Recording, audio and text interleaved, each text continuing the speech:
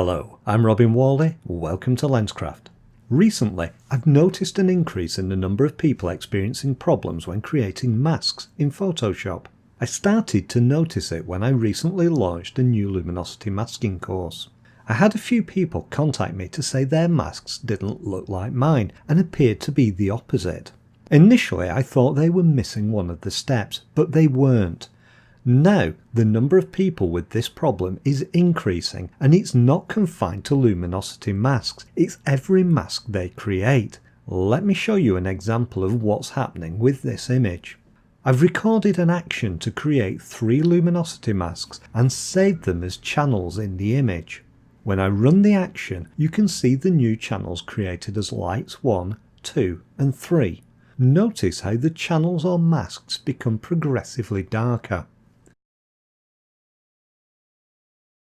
Now I'm going to manually repeat the steps in the macro. First, I hold down the Command key or Control key if you're using a PC and click the RGB channel. This loads the image as a selection and I can save it as a new channel using the icon at the bottom of the Channels window. Now I can hold down the Shift, Option and Command keys whilst clicking the new channel I saved. If you're using a PC, that's Shift, Alt, Control and click. This loads a selection as it did before and I'll save it as a new channel. Now rather than carrying on, let's look at the results.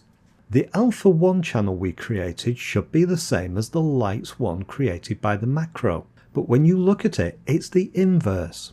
Now if we look at Alpha 2, we see that it's lighter than Alpha 1. The Photoshop action produced the correct mask, but when we perform the steps manually, we get a different result. Now let's look at a simpler example of the problem.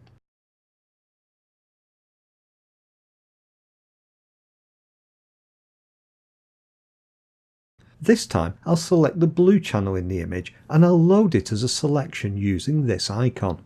Alternatively, you can hold down your Command or Control key and click the blue channel.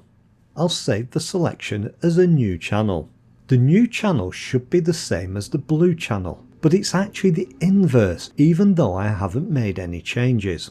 Now the selection is still active, so let's try saving it using the Save option in the Photoshop Select menu.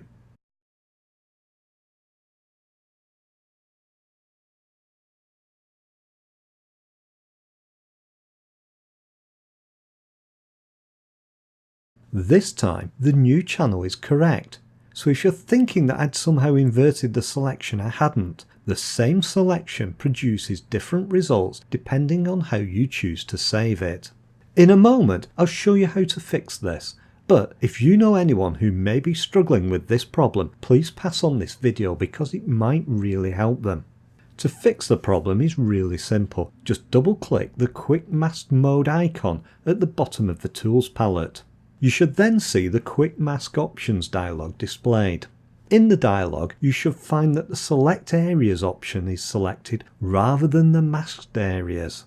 Make the change and click OK. After this, you might find that you still have the Quick Mask mode active. If you have, just click the Quick Mask icon again at the bottom of the Tools palette and that toggles it off. Now let's try loading and saving the blue channel again.